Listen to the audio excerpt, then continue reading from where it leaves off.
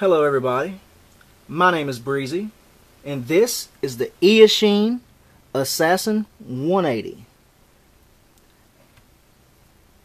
Now this is a 180 size racing quad with true carbon fiber frame, 250 grams without the battery. Now the battery weighs about 95 grams, so that'll be approximately 345 grams all up weight. I really like the looks of this quad. It's a very unique design. Kind of bug-like in appearance, like a flying insect. I love it. It's got these little legs on it. FPV antenna. Looks like a little tail. It's really nifty looking. Seems a bit heavy compared to other 180 size quads. And weight is definitely a key factor in an actual race, you know. But I don't think this thing was designed for actual racing. This is more of like a transitional quad, you know. Kind of like a learning tool for somebody that's, you know, never flown a brushless size quad, you know, of this size, and, you know, just trying to get into the racing scene. Somebody that's been flying quads for a while but never really flown anything of this magnitude. I think this is more of like a racing trainer, something like that. So I don't think the weight, you know, really is much of a factor, you know, especially with all the different, you know, key features this thing has packed into it. I think that plays into the weight as well.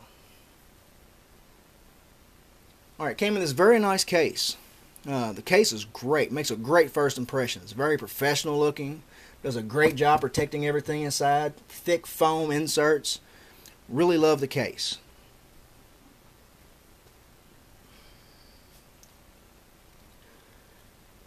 Now the quad came with a rebranded FlySky i6 hobby grade transmitter. 6-channel.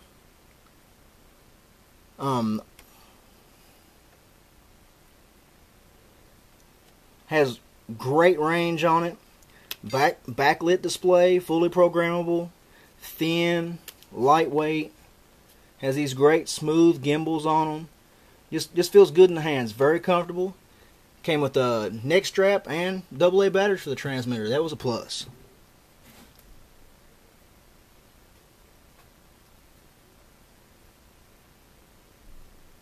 Now powering the Assassin, we have this 3S 1000 milliamp smart battery.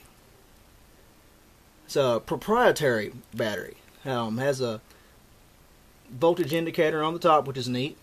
It's proprietary, so this battery and this battery alone will power this quad. You can't use this battery to power any other quads, which makes it a pain when you're going out to the field. Only having one battery, you know, you fly for 8 or 9 minutes, then you're done. They haven't listed these batteries for resale on the site yet. Hopefully sometime in the near future they will. So for now, you know, one battery is all you get.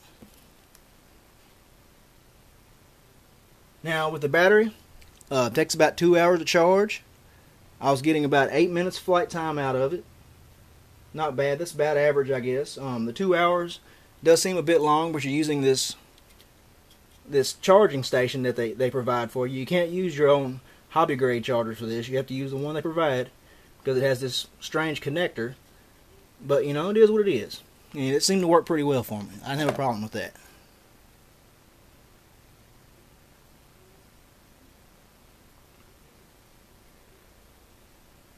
Now it does have an LVC warning. The tail lights will flash when the battery gets down too low.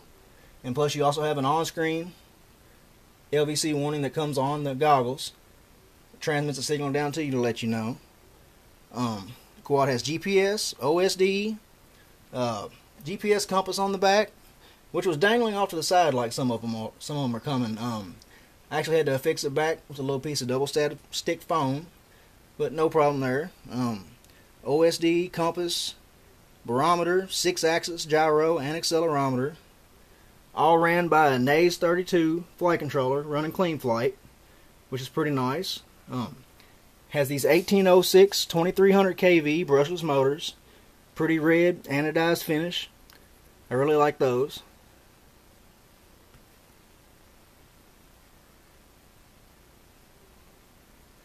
This thing is fully integrated. Everything, the FPV video transmitter, flight controller, ESCs, everything fully integrated into one PDB. Now that is a big downfall. I can see where that might be, cheaper on manufacturing costs and also cheaper for resale, but I don't get it. You crash one time, you crack the board, the whole thing's grounded. Not a very good decision in my opinion.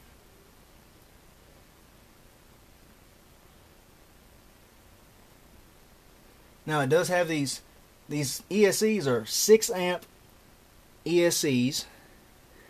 I'm not sure why they decided to make 6 amp, but there's been a lot of people having problems with the ESCs going out on these things. That's just way too small. 6 amps is way too small for 3S. Now it does come with a full FPV set, 520 TVL, CMOS sensor in the camera, I do believe. Has adjustable camera angle. It's 5.8 gigahertz, 600 milliwatt, 40 channel with race band video transmitter. Now 600 milliwatt, in my opinion, is way too much for something like this. You're not going to be doing any kind of long range. You're just going to be, taking it out around the field, around the park, whatever. 600 milliwatt is just way too much. It puts off a lot of heat, and it's just it's going to override a lot of other people's signals, and a lot of people frown on something that strong. But whatever. At least you'll be locked in real good. Now the OSD has full telemetry, altitude, speed, heading, GPS location, battery voltage, and temperature. The number of satellites you're locked onto, and whatever frequency you're transmitting on, which is kind of neat. You don't see that very often. Lots of useful info, but too bad none of the GPS stuff actually works. I never could get the GPS to actually work. No flight assistance and no telemetry feedback at all from this GPS unit. Everything else worked great. The battery voltage, temperature, heading actually worked. Even would tell me the number of satellites that I was locked onto. I was getting upwards of 9, 10 satellites at a time. And still, no location info, no anything of that. I just don't get it though. GPS is malfunctioning terribly on this unit. Hopefully maybe in the future they can figure out why and get the bugs worked out of that. But, it is what it is. Now the goggles. The goggles are nice. Very nice looking. The Eachine VR007 has a 4.3 inch screen, 480 by 272 resolution, which honestly looks a lot better than it sounds. I like to look at them. They're easy to use. They work. You can see just fine. I mean, yeah, there's better options out there. If you want to go out and pay $600 for a pair of Fat Sharks, go right ahead. You can buy these things separately for around $70 on Banggood. You can't beat that for $70. They're very lightweight, very comfortable. Come with this little small linear polarized rubber ducky antenna, which you can switch out. That's no big deal. The goggles come with two 800 milliamp 7.4 volt 2-cell lipos with the LED indicator on the side of them. USB charger for the batteries. The goggles also support 40 channel race band. Has adjustments on the side for your brightness, tint, color, etc. The only thing I didn't like about the goggles, the diffuser lens on the inside was kind of odd. Seemed like it would kind of make your eyes strain after a while. I think maybe the magnification was off a little, or maybe it's just my old eyes. I'm not sure. Maybe somebody with some younger eyes, would have a better time with them. Now the kit comes with lots of extras. Spare props, neck strap, Allen wrenches. All your chargers came with the charging dock. Nice little station, charging station for your battery. Proprietary battery needs a proprietary charger. Go figure.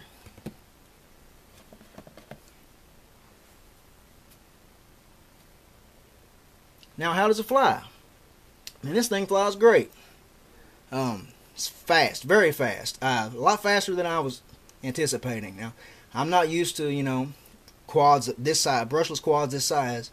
So, this is something I'm just getting into the racing scene. And when I first got my hands on the Assassin, it was my first time flying something this size and with this type of power. And honestly, man, it's pretty quick. It feels very locked in, very smooth and responsive. The Naze 32 is tuned perfectly. Only thing I didn't like was the yaw rate was a little slow, but you know, it was still very, very manageable. The LEDs are very bright.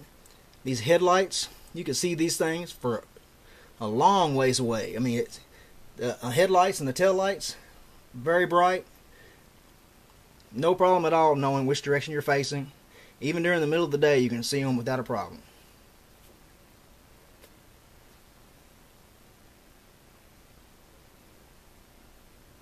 Alright, final thoughts. It's a nice all-in-one package. Grab and go. Everything in one box. Grab it, throw it in your trunk. You got everything you need. Now, I wouldn't say this is for beginners. Like I said, this is for more, seasoned pilots. Somebody that's been flying quads for a while, looking into getting into racing. It's more of like a transitional learning tool, kind of like a racing trainer. So I wouldn't definitely, I wouldn't recommend this for somebody that's never flown quads before. But if you're looking into getting into racing, sure, give it a try. You might like it. Now, improvements. What would I improve about this? The battery, that's iffy. For somebody that's just getting into it that doesn't have any, 3S lipos lying around, well then that's great for them. That's great. And, click in, click out, easy to use. Some people may like it. Now me, I've got a lot of 3S packs laying around. I would much rather have seen this with an XT60 cable on it. But that's just me. The props are very brittle. That's something I would definitely, be switching out. Maybe upgrading some bullnose props. Something that's going to be a little bit more durable. Something that's not going to just shatter in the middle of the air and send the whole thing come crashing down. The legs on the bottom. Very thin plastic. Very fragile. I'd be afraid that if I landed this thing too hard one time, it might snap a leg off. I've been lucky so far. It hasn't happened yet, but they don't really inspire confidence. The GPS is definitely something that needs to be improved upon, or at least test this thing before you send them out next time. The GPS is just completely non-functional. I can't get anything out of it. It's there. It's recognizing the satellites, but I'm getting nothing out of it. Definitely needs some work in that department.